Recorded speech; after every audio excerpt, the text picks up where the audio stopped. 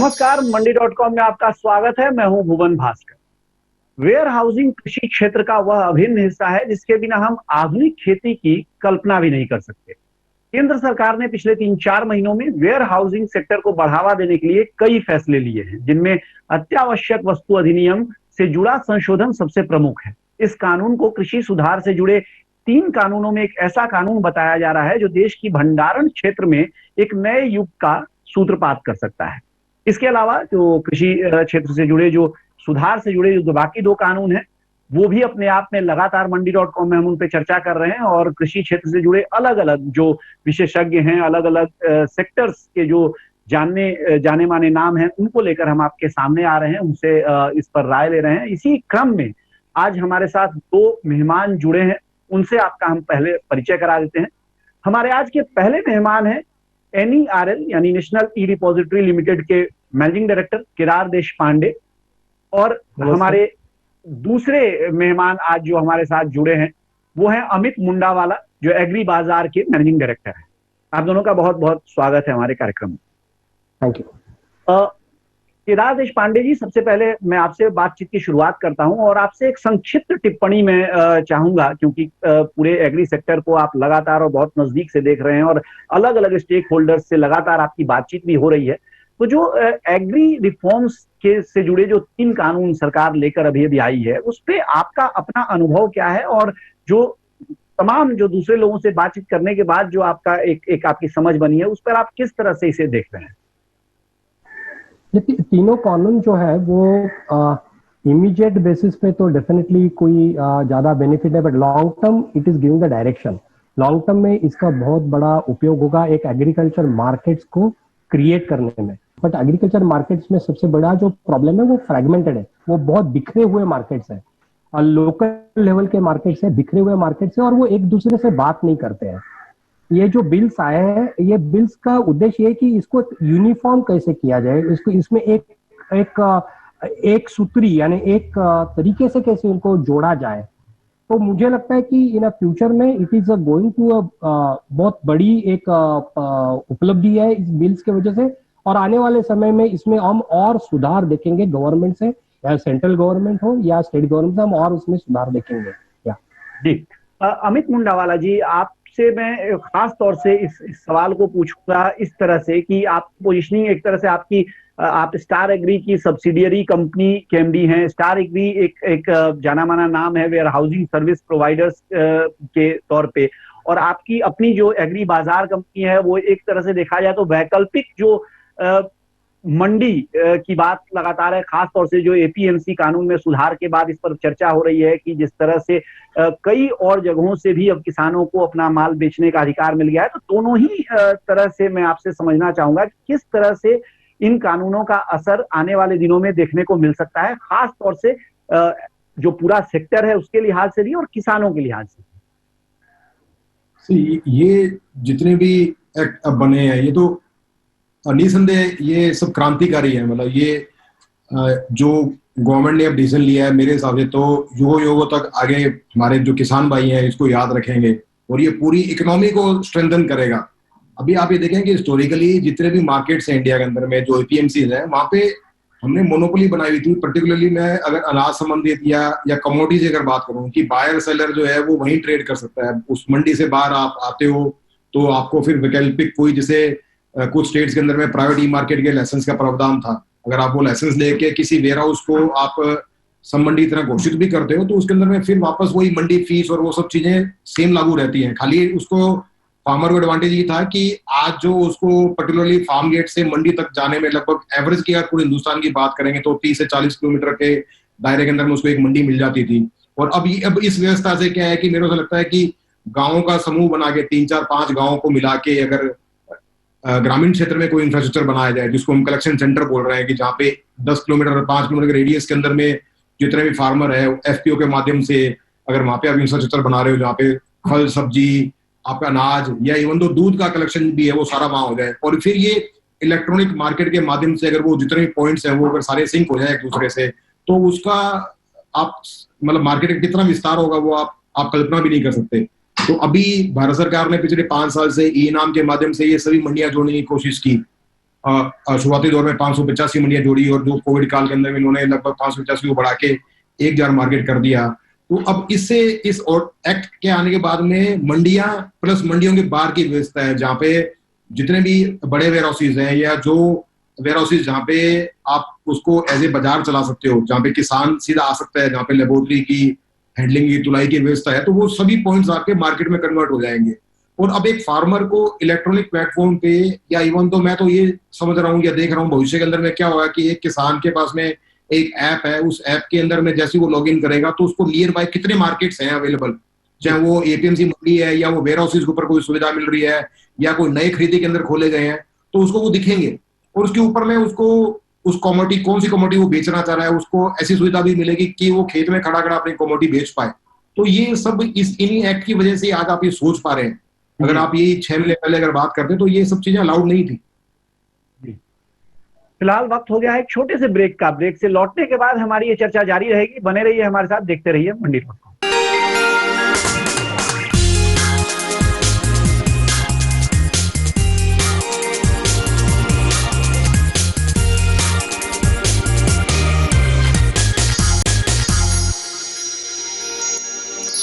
एक बार फिर स्वागत है आपका मंडी.com में। हम बात कर रहे हैं आज जो कृषि सुधार के तीनों कानून केंद्र सरकार लेकर आई है उसके असर के बारे में। और हमारे साथ जो कृषि क्षेत्र से जुड़े दो बड़े नाम इस समय जुड़े हुए हैं, जो दो कंपनियां एक हैं NERL और एग्री बाजार, दोनों के मैनेजिंग डायरेक्टर केदार देशपांडे और अमित मुंडावाला हमारे साथ हैं, जिनसे हम बात कर रहे हैं इन सुधारों के बारे में।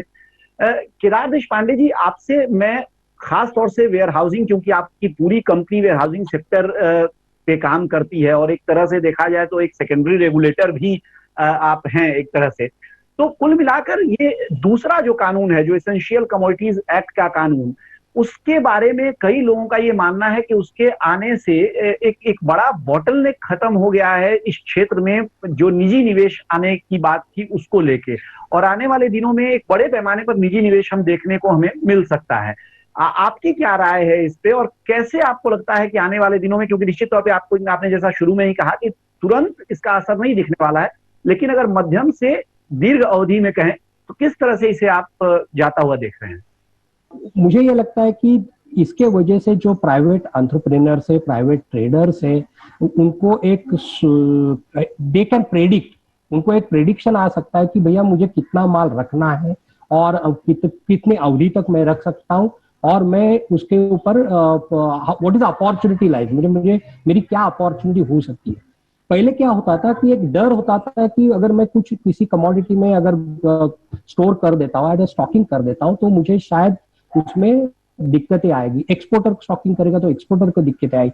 दे have created a some separate clause for the exporter, इसमें एक्सपोर्टर को भी उन्होंने थोड़ी सी सहूलियत दी है। मुझे लगता है कि ये एक वापस एक फ्रेंडली एनवायरनमेंट क्रिएट करने का एक जरिया है कि जहां पे गवर्नमेंट ये कहता है कि भाई सब अब you can do your business independently, but as a being a government is always a watchdog, मैं उसको ऑब्जर्व करते रहूंगा। आप लिमिट में काम करेंगे तो आपको कोई दिक्कत नहीं होगी। मोटा उद्देश्य ये है कि जैसे आप कोई कॉर्पोरेट में, यानी आप अगर NSE में या BSE में अगर आप स्टॉक मार्केट में अगर काम करते हैं और कोई अगर आपको कोई स्टॉक खरीदना है तो आपको 10 अलग अलग प्रकार के डेटा मिल जाते हैं उस कंपनी के, अलग अलग उसके फाइनेंशियल उसके ये मिल जाते हैं। वैसे अगर कमोडिटी के बारे में अगर मिलने लग गए तो लोगों को वो आसानी हो जाएगी कमोडिटी में ट्रेड करने की। तो दैट इज द बहुत ही महत्वपूर्ण मसला ये आपने उठाया। हम इस पर आगे भी बात करेंगे। ये बहुत ही महत्वपूर्ण बात है कि आंकड़े बहुत ज्यादा कृषि क्षेत्र के जो हैं वो मौजूद नहीं हैं, और अगर हैं भी तो कुछ खास लोगों के तक सीमित हैं। ये बिल्कुल ही एक नया विषय आपने उठाया है, और इस पर हम थोड़ा सा इस कार्यक्रम में भी बात करेंगे कि कैसे इसको और सुलभ किया जा सकता है। अमित मुंडावाला जी, एक बात मैं आपसे थोड़ा समझना चाहता हूं। जैसे एग्री बाजार आपकी कंपनी है जो कि सीधे तौर पे एक प्लेटफॉर्म, एक वैकल्पिक प्लेटफॉर्म उपलब्ध कराती है ताकि कोई भी FPO है वो अपना माल बेच सके या वहां से खरीद बिक्री की जा सके। लेकिन किसान जब मंडी में जाता है तो वहां मसला केवल सहूलियत नहीं होने का नहीं है, एक बड़ा जो विषय है वो भरोसे का भी है, वो संबंध का भी है। जैसा हम लोग बार बार ये बात करते हैं कि जो आढ़तिया है उससे उसके दर्शकों के संबंध हैं, और कुछ मुद्दों पे नुकसान होने के बावजूद उसको कहीं ना कहीं उससे, क्योंकि सालों से वो काम कर रहा है, तो उसको भरोसा लगता है। इसके लिए आपने क्या सोचा है? कैसे किसानों के साथ आप जुड़ेंगे? कैसे किसानों का भरोसा आप जीतेंगे? देखिए, इसके लिए जो एग्री बाजार पे जिस तरीके से हम टेक्नोलॉजी को इम्प्लीमेंट करते हुए काम कर रहे हैं, या हम ये चाह रहे हैं कि लिक्विडिटी जो है प्लेटफॉर्म पे आए, तो उसके लिए आपको जो एग्जिस्टिंग एपीएमसी है, जो आपकी मंडी है, उसके अंदर जो फार्मर को या बायर सेलर को सुविधा मिल रही है, वो जब तक आप वर्चुअली पूरी सर्विसेज उपलब्ध नहीं करा देंगे, जब तक वो ट्रेड इनेबल नहीं हो सकता है।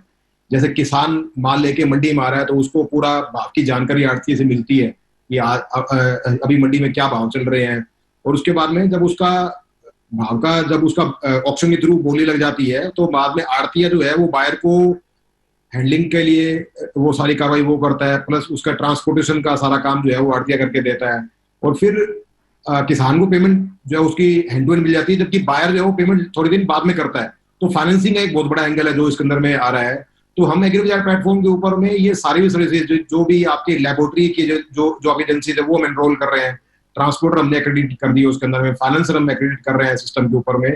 तो ऐसी जितनी भी सर्विसेज हैं जो आपको माल खरीदने से पहले या माल खरीदने के बाद आपको जो जो जिन जिन सर्विसेज की जरूरत पड़ेगी, वो जब तक पूरी इंटीग्रेट होके आप प्लेटफॉर्म के ऊपर में नहीं उपलब्ध करा देंगे, जब तक वो व्यापार चलेगा नहीं। और इससे जब सारी सर्विसेज ऑनलाइन हो जाएंगी तो ऑटोमेटिक ट्रस्ट बिल्डअप होगा।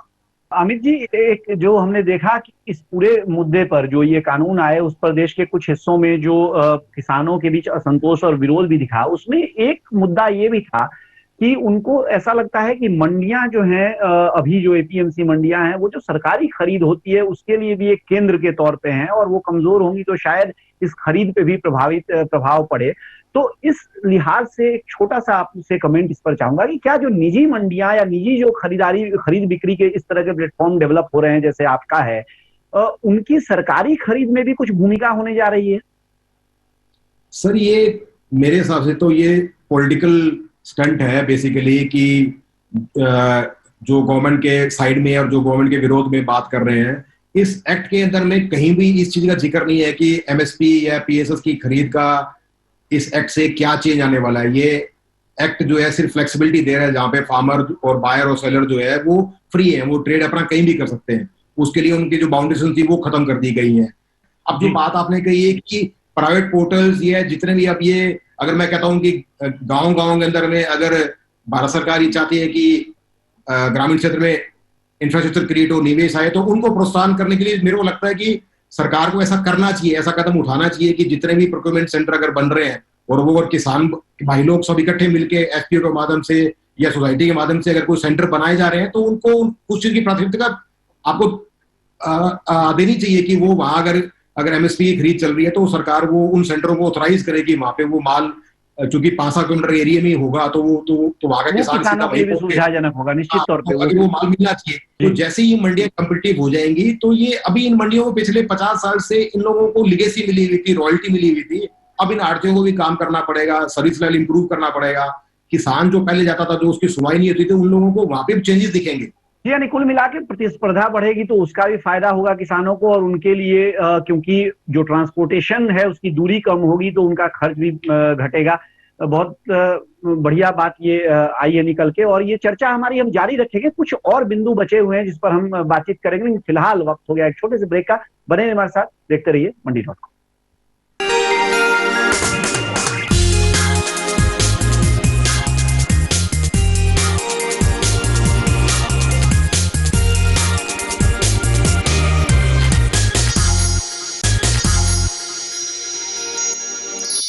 एक बार फिर स्वागत है आपका मंडी.com में। हम बात कर रहे हैं जो एग्री रिफॉर्म्स यानी कृषि सुधारों से जुड़े 3 कानून बने हैं, अभी हाल में ही पिछले महीने बने हैं। उन पर बातचीत करने के लिए हमारे साथ जो 2 मेहमान जुड़े हुए हैं, उनसे आप लगातार उनके विचार अभी सुन रहे हैं। एनईआरएल के एमडी केदार देशपांडे और एग्री बाजार के एमडी अमित मुंडावाला, जो लगातार अलग अलग पहलुओं पर हमें अपनी राय दे रहे हैं।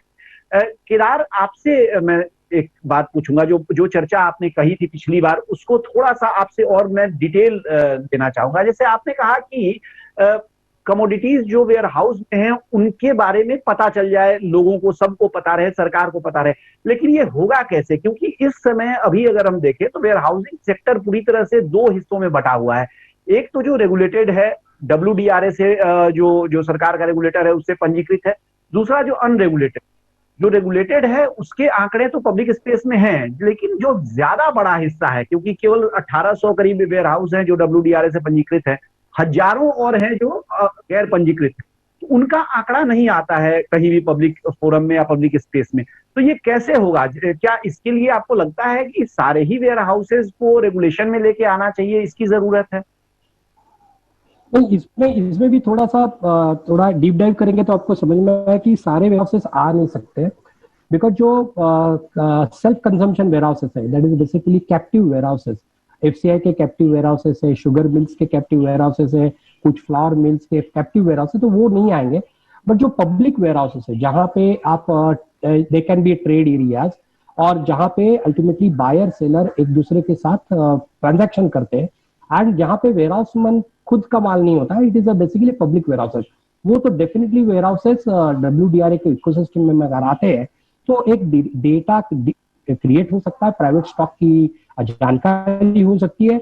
ये जानकारी का मतलब ये नहीं कि देयर इज अ पोलिसिंग और any kind of a monitoring. ये जानकारी अगर मार्केट पार्टिसिपेंट को मिलती है, so they will be able to take a right call, they will able to take the right hedging, they will look at the opportunity। आज क्या होता है कि आज अपॉर्चुनिटी का भी जो है वो प्लस माइनस है, it is always is judgmental, it is always based on your experience.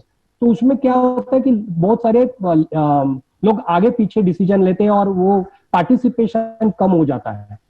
मुझे लगता है कि जो पब्लिक वेयरहाउसेस देश में है, वहां पे तो डेफिनेटली अगर वो WDRA के इकोसिस्टम में आ जाते हैं एंड वो रिपोजिटरी के माध्यम से अगर ENWR और ENNWR अगर इशू करते हैं, तो definitely this data will be available to everybody, and then it can be hedge fund, mutual fund, जो भी फॉरेन पार्टिसिपेंट्स है उनको वो डेटा मिल सकता है, and they can take a very inform call. और इन्फॉर्म कॉल बहुत जरूरी है, बिकॉज जैसे वो इन्फॉर्म कॉल लेता है तो उससे गलतियां कम हो जाएगी एंड वो बरकरार अपने ट्रेड में कंटिन्यूअस काम करेगा। या जी अमित, ये जो एसेंशियल कमोडिटीज एक्ट वाला कानून है जिस पर अभी हम बात कर रहे हैं, आप थोड़ा इसको और समझाना, क्योंकि आपका एक लंबा अनुभव खुद भी वेयर हाउसिंग सेक्टर में ही रहा है और आपने लगातार इस सेक्टर को बहुत करीब से देखा है। तो आखिर जब वेयर हाउसेज की संख्या कम है, मान लीजिए जितनी एक हम लगातार इस तरह की कई रिपोर्ट्स आ चुकी हैं, लगभग 90,000 करोड़ रुपए का हमारा अनाज बर्बाद हो जाता है केवल इसलिए कि हमारे पास वेयर हाउसिंग नहीं है, ठीक सही वेयर हाउसिंग नहीं है। और उसके अलावा एक बड़ी बात है कि वेयर हाउसिंग नहीं होने के कारण स्ट्रेस सेल करना पड़ता है ज्यादातर किसानों को, क्योंकि उनके पास कहीं नहीं रखेंगे तो खराब हो जाएगा।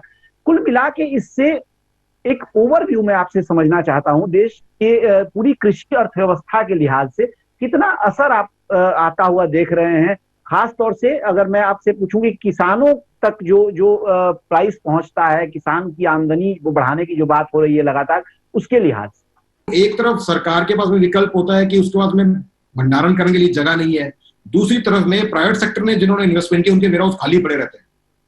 अगर आप इसका भी विश्लेषण करेंगे तो ऑक्यूपेंसीज प्राइवेट की बहुत ज्यादा लो है और गवर्नमेंट वेयरहाउसेज के अंदर में 100% है। तो ये सरकार को नीतिगत यहाँ बदलाव लाना पड़ेगा, जिसके अंदर में भारतवर्ष के अंदर में जितनी भी बड़ी वेयरहाउसिंग कंपनीज हैं, प्राइवेट वेयरहाउसिंग कंपनीज हैं, उनको आपको इंपैनल करना चाहिए ताकि ये दायरा बढ़े उसका स्टोरेज का, और उससे सभी को लाभ मिलेगा। तो इसके कारण जो लॉसेज हो रहे हैं वो बच सकते हैं। और प्लस अब बात आती है कि किसान की इनकम डबल करने के लिए, तो अब आज भविष्य के अंदर में हमको टेक्नोलॉजी का यूज करते हुए दुनिया भर के स्टार्टअप्स अभी जो भारत के अंदर में काम कर रहे हैं, जहाँ पे बिजाई से लेके हार्वेस्टिंग तक का जो काम है, प्री हार्वेस्ट का जो काम है, उसके अंदर में अगर आप टेक्नोलॉजिकल एडवांसमेंट देखेंगे कि कब बिजाई करनी चाहिए, कौन सी कमोडिटी को आपको बिजाई करना चाहिए, सैटेलाइट इमेजरी से, रिमोट सेंसिंग से आप लैंड का प्रॉपर मॉइस्चर जो है वो आप चेक कर सकते हैं। तो जिस दिन लैंड का मॉइस्चर सही है उसी दिन अगर बिजाई करेंगे तो जर्मिनेशन आपका ऑटोमेटिक बेटर होगा। और फिर बिजाई से लेके हार्वेस्टिंग तक उसकी क्रॉप की जो पैकेज ऑफ प्रैक्टिसेस है, आपको क्या क्या इनपुट यूज करने चाहिए, प्रॉपर उसकी स्पेसिंग कैसे होनी चाहिए, उस कमोडिटी का रखरखाव कैसे होगा, तो वो अब ऐप के थ्रू, टेक्नोलॉजी के थ्रू अगर किसान तक पहुंच पाएगा तो भविष्य के अंदर में उसकी यील्ड बढ़ेगी। प्लस अभी अगर आप एक जो मूल समस्या है कि हमारे किसान मेजोरिटी के अंदर में वीट और धान की बिजाई कर रहे हैं, गेहूं और धान की बिजाई कर रहे हैं, जिससे उसकी प्रोडक्टिविटी बढ़ रही है, चूंकि उसको एमएसपी की गारंटी मिल रही है। लेकिन हमारे पास ये दोनों चीजें सरप्लस के अंदर में है। अब हमारे को चाहिए कि वीट और राइस की जगह हम उसको ऑयल सीड की तरफ लेके जाएं, पल्सेस की तरफ लेके जाएं, जिसके लिए भारत सरकार काफी सीरियसली काम भी कर रही है। तो अगर फार्मर को सही गाइडेंस मिलेगा कि उसको कौन से एरिया में क्या चीज सूट कर रही है, किस चीज की डिमांड प्रॉपर आ रही है, अगर वो बिजाई कन्वर्ट करेगा, अगर क्रॉप सब्स्टिट्यूट करेगा अपनी, और फिर अगर उस पास बेटर टेक्नोलॉजिकल इनपुट मिल रहा है, उसको प्रॉपर दवाई बीज अगर उसको उपलब्ध कराए जा रहे हैं और टेक्नोलॉजी का यूज करके, तो उसका मेरे को ऐसा लगता है कि 20 से 25% आपको हर वर्ष के अंदर में उसकी यील्ड बढ़ेगी। और प्लस इधर से आपकी एमएसपी सपोर्ट है, मार्केटिंग आपने अपना स्ट्रॉन्ग कर दिया है, स्टोरेज आप कर सकते हैं, गांव में आपका इंफ्रास्ट्रक्चर बन गया। तो ये पूरा अगर आप बकेट देखेंगे, ये जो एक्ट से जो रेवोल्यूशन आ रहा है, तो ये इतनी बड़ी क्रांति हो जाएगी अगले 5 साल के अंदर में। तो किसान की इनकम डबल करने से अब इसको कोई रोक नहीं सकता है। जी, आप दोनों का बहुत बहुत शुक्रिया ये सारी बातें हमारे दर्शकों से साझा करने के लिए और हमारे साथ कार्यक्रम के दौरान जुड़ने के लिए। आप दोनों का बहुत बहुत शुक्रिया। Thank you. Thank you. तो ये थे केदार देशपांडे, NERL के MD, और अमित मुंडावाला, एग्री बाजार के MD, जो हमारे साथ मंडी.com में जुड़े और जिन्होंने एग्री रिफॉर्म से जुड़े कानूनों पर और उसके अलावा भी कृषि क्षेत्र से जुड़े कुछ और महत्वपूर्ण मुद्दों पर अपनी राय दी और कुछ मुद्दे उठाए भी हैं। उम्मीद है कि ये मुद्दे भी सरकार के ध्यान में आएंगे और जो भ्रम का माहौल कई जगह पर बना है इस कानूनों को लेकर, उसमें भी कुछ और सफाई, कुछ और स्पष्टीकरण इस कार्यक्रम से हम देने में सफल होंगे। आपका इस कार्यक्रम को देखने के लिए बहुत बहुत शुक्रिया और अब मुझे दीजिए इजाजत मंडी.com से, लेकिन बने रहिए हमारे साथ, देखते रहिए डीडी किसान, क्योंकि डीडी किसान पर कार्यक्रमों और खबरों का सिलसिला जारी। आपकी राय हमारे लिए बहुत महत्वपूर्ण है। आप हमारे टोल फ्री नंबर पर कॉल कर सकते हैं और अपनी राय दे सकते हैं। साथ ही आप ईमेल के जरिए भी हमें अपनी राय दे सकते हैं। हमारा ईमेल पता है ncdexmandi@gmail.com।